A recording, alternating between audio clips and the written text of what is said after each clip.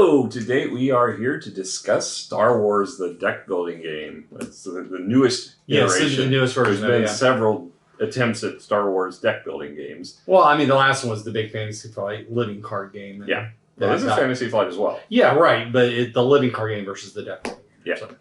All right, before we get into that, make sure you hit the subscribe button and the notification bell down there because you want to follow along as we go through many more deck building games. And all of our shenanigans. Most likely Star Wars games as well. Yeah.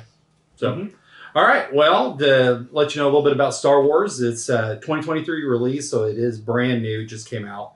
Overall rank is 3,996. It's rated at 8.0. It is a two-player game. It plays in about 30 to 60 minutes, which sounds about right. That's why I think we nabbed it in. Designed by Caleb Grace. Now, I'm not going to list all the artists. There's a slew of them. So Jake Murray was the primary one and 34 others underneath him. I think we should take the time to just run through them all. We could. No. All right. But they're all good. They're all good. Yep, they're all there. Look them up on Board Game Geek if you want.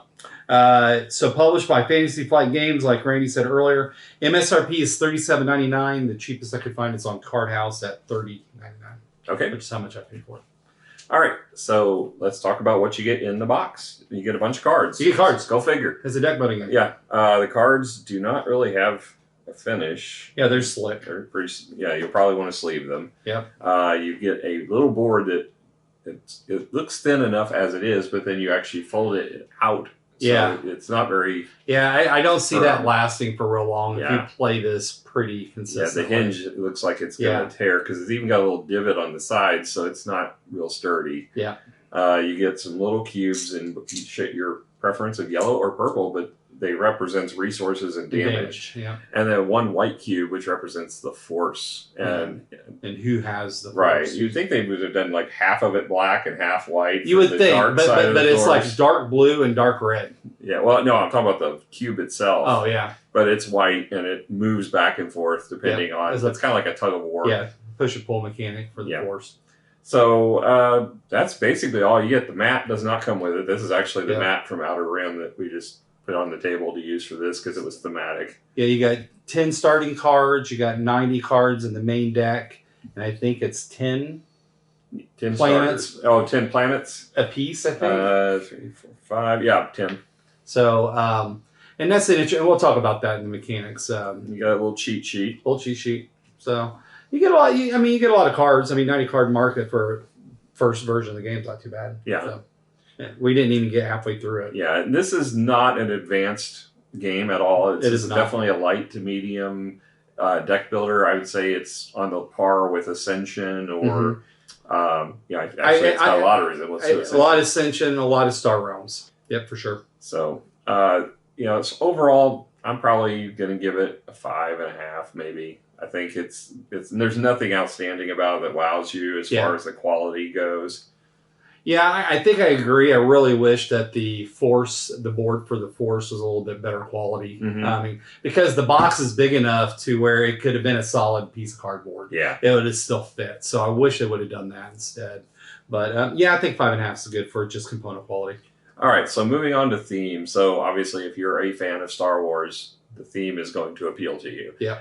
You've got almost all the major characters of the Star Wars, not just the original trilogy. Interesting, they didn't put the new trilogy in there. They had, but they got the original or the oldest. They got I felt like as much Rogue One stuff in it. Yeah, they had, exactly. They went with the 3 original movies, right? And then they did Rogue One, but they did not feature the new episodes 1 through 3 or 7 through 9. Right. Yeah. So, probably a good choice. I like them, but well, no, they might go back. Who knows? Yeah, who knows all the expansions and stuff this is capable of. Yeah, if this sells well, I'm sure there will be expansions. Yeah, I'm sure there will be. But yeah, you've got your light side, dark side characters, Empire and Rebels, and then you have a lot of bounty hunters that kind of fall into the middle where you can recruit them either way, which thematically makes sense. Yep.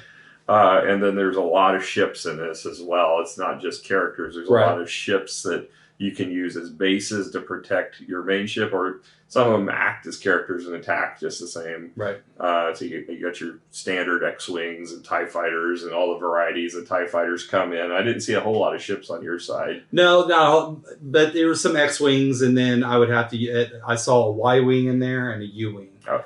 But they were all buried in. And you got the Millennium Falcon. Yeah, the Millennium Falcon. Yeah, you just had very unfortunate luck on your cards. Yeah, I didn't get a whole lot of good draws, and he got Darth Vader almost as a free draw. Yeah, as a free draw early in the game. It just annihilated. Which would make sense thematically, but he just annihilated. I honestly think that they should have made that one not be one you could get for free with that. But that planet, that seems a little excessive. I think they should have said take a character from within a certain price range, right, like 6 or less or something. Yeah, because that felt a little broken. Yeah, Darth Vader rocked in this game. Well, I was surprised you didn't take him out. Yeah. I wasn't able to build up enough. Oh no, you slammed my planet before that. That's how I got the planet changed out. You could have. I thought you got him before I would slam the planet. No, because when I got the planet gave me a free card of my choice of the Imperial. Honestly, I didn't think you'd be able to build up enough money to buy it. So, so anyway, thematics. I think it does. This is where it shines. It really does. It doesn't feel layered on. Yeah, because some of the mechanics, although mechanically it's light. But what you're doing in it and the flavor text that's in it, it all fits. Yes and no. There's some that like for example, you took out one of my Imperial. Yeah, as far as the rewards goes, like when you kill a character, and that's the only thing I can really kill in here is characters that would go to his game, and it gives you a reward. Well, it's like a minor Empire dude that might have worked on the Death Star somewhere, and it gives me force. Yeah, it gave me 3 force, I think. It was ridiculous. It didn't make a whole lot of sense there, but I was fine with it. I assumed he was just like a Jedi that didn't know it, you know? You just murdered him. He could have been your next Luke Skywalker, and you killed him. Bad choice. So, yeah, some of that didn't make a lot of sense, but, you know. But it still didn't feel layered on to me. No. So, which is something I was a little scared about was that, and the best part is all the card art. I mean, the card art's all unique. There's a ton of it. Now, there's a couple of, like, if it's the same character, then the art's the same. But there's not a whole lot of that in the game. No. There's a lot of unique cards, and it's all got beautiful art. So I really think thematically that this game is great. Yeah, and also there are some that did integrate well, like the fact that Greedo, his ability, it was 2 damage unless you attacked a center row character. Yeah. Then you got 2 more. That made sense. He still didn't shoot first. But no. Well, he managed to kill Han. He killed Han, but he didn't shoot first. Han missed. So. Yes, apparently Han was a stormtrooper. So anyway, I think thematically I'm probably going to give this an 8 just because of my love of Star Wars, and I think they did a good job capturing it in the art. It's beautiful, and some of the characters thematically made sense. Some of them just didn't. I'm going to go a little bit higher because I like the art that much. I'm going to go 8.5. I think the art's fantastic. Okay. Moving on to the rule book. So the rule book it's pretty lengthy. It's thin or small. It's obviously the box is small. It's got a nice cover on it. It's 32 pages. Got an ad on the back for Outer Rim expansion. So weird. We're using Outer Rim map. And then inside, though, it's got the components and pictures, full pictures of that. There's a lot of Star Wars pictures from the movies on it. I like that.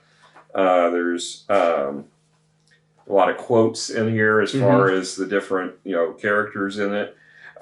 It's real simple to learn this game. Like I said, it's a real basic deck builder. It really is.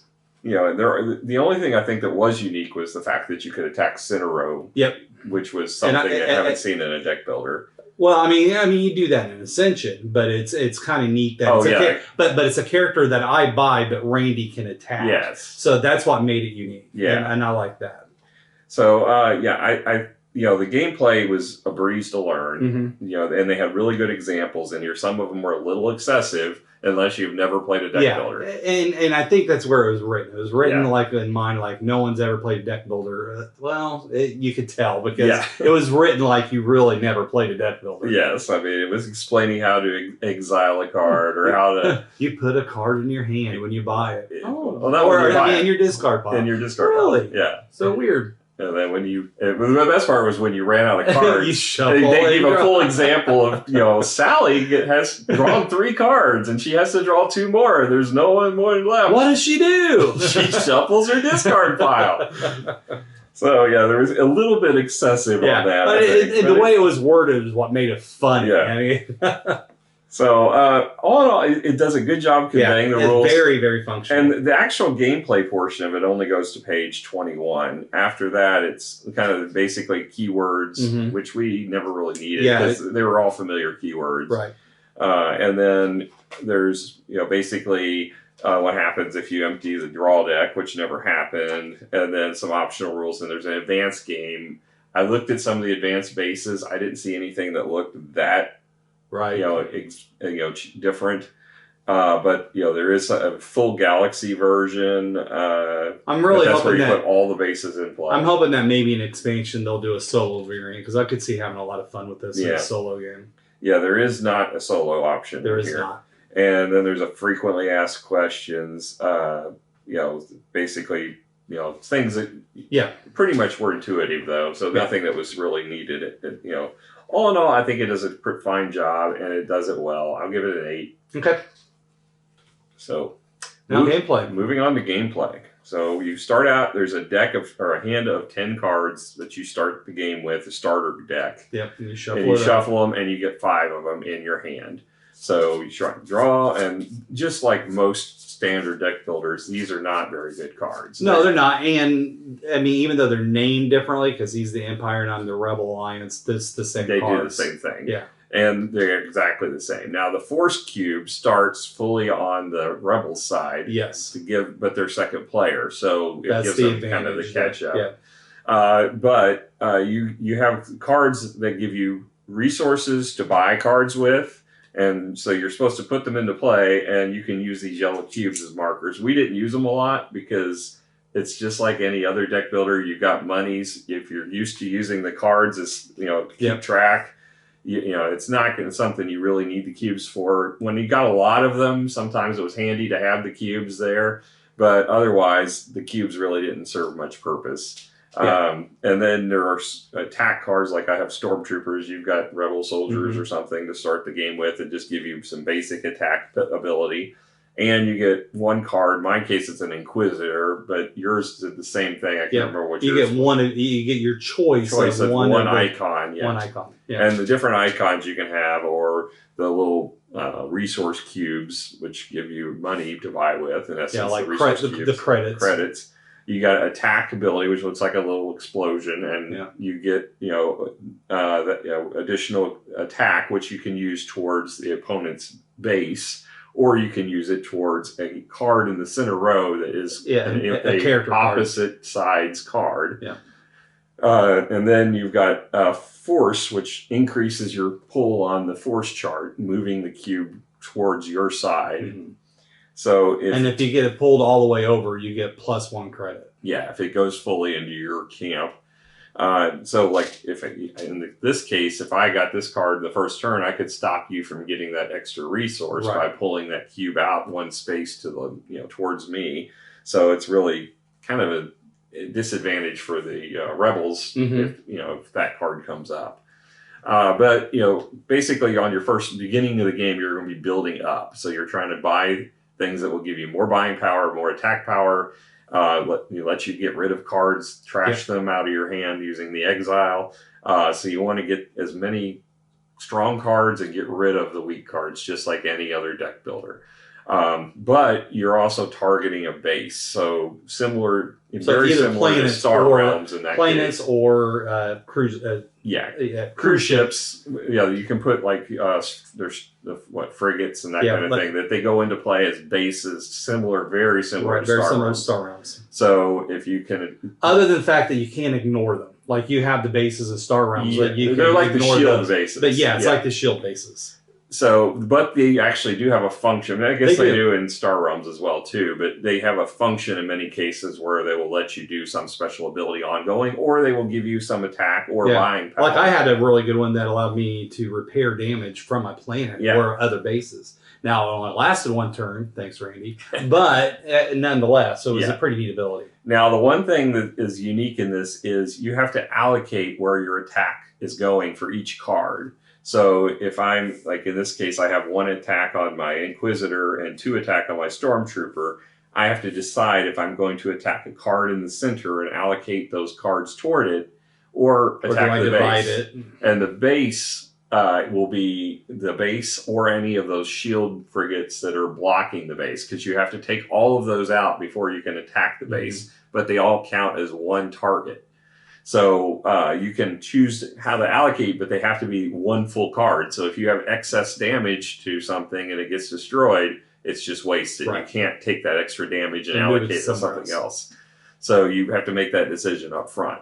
Now, if you do take out one of, like if I had enough power and I could take out Cassian over here, I get a reward. It's pictured on the card's bottom facing me. So that's why whenever the card is put in the row, it's facing the appropriate the buy party. side is facing me, and the reward side for defeating it.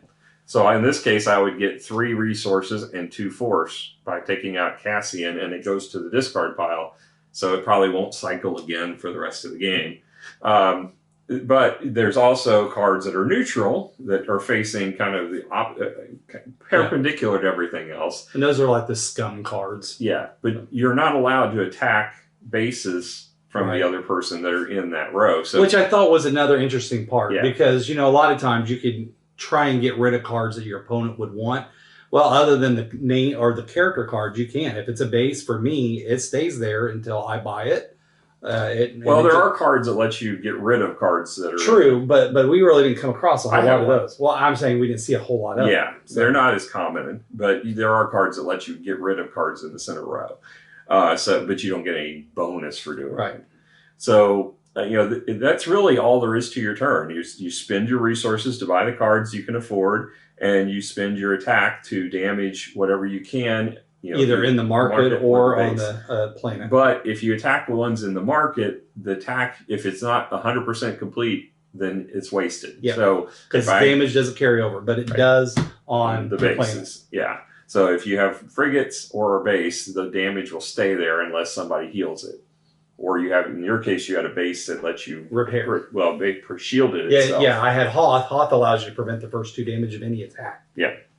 So that's really all there is to a turn. And then you keep going until you manage to destroy 3 bases of your opponent. And that game ends immediately upon destroying that 3rd base. And I like that aspect too, is when you do, the first one is always the starter base, so you don't have a choice. But the rest of them, you can look through and choose which planet will come up next. So there's a little bit of strategy in there. There's like, what comes up? Is it going to be really advantageous to me, or is it just got a lot of health, which is good too? That kind of stuff. Yeah. So, all in all, I think it's a really simple learning game for deck building. If you like deck builders, and it's not going to be a very heavy one, and maybe it'll get more heavy if they release expansions for it. But today, what you got with the basic game is very low level. I think it's as good as Star Realms. So it's got that same level of Star Realms. It's a great, easy to learn, but fun to play. But it's got the advantage of having the IP that is very desirable, obviously, for many people. So, if you, like I said, if you are a Star Wars fan and you like the gameplay of Star Realms and Ascension, love this game. You'll love this game. Yep. Assuming you're not finding that to be too light. Right. If you've gotten really into Star Realms as all the add-ons and all of the features and all the things that have been added over time to that, or you've expanded into like some of their other games that they've got out, like the Hero Realms and all that. This is very basic compared to those. And I'm hoping that they'll expand upon that with future expansions. Yeah. So I'm probably going to give this a 7.5, I think. I don't think it's outstanding as far as deck building goes. It's definitely no Thunderstone. It's not going to compete with even Dominion for me, because Dominion just, there's such the vast add-ons for that game have made that one so stellar. But, as far as a simple to learn, I think it's right there with Star Realms as far as, like you said. I think 7.5 is a good score. No, Thunderstone's still my favorite, so you're not going to beat that. But it's not I mean, it's more simple than Aeon's End, so Aeon's End is a better deck builder compared to this. But I just thematically, I really like it. I'm probably going to come to the lot because I know I could go to a shop, bring it out, people will want to play it because it's Star Wars. Yeah. So that's our thoughts on Star Wars, the deck building game. So if you've got a chance to try it, tell us what you think. Yeah. If you haven't got a chance to try it, you might want to check it out, especially if you're a Star Wars fan. And it's cheap. Yeah, so, yeah. If you're a Star Trek fan, probably not so much. Well, I like both. So. Okay. Well, you're wrong. All right. So until next time, keep on gaming and enjoy some Star Wars. Yeah. Bye. Bye.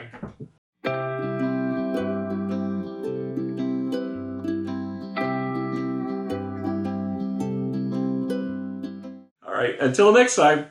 Bye. Excuse me. Let's try that. I can feel it coming. Until next time, have blue. John Boogie coming at you. Oh, yes. I just destroyed Dantooine.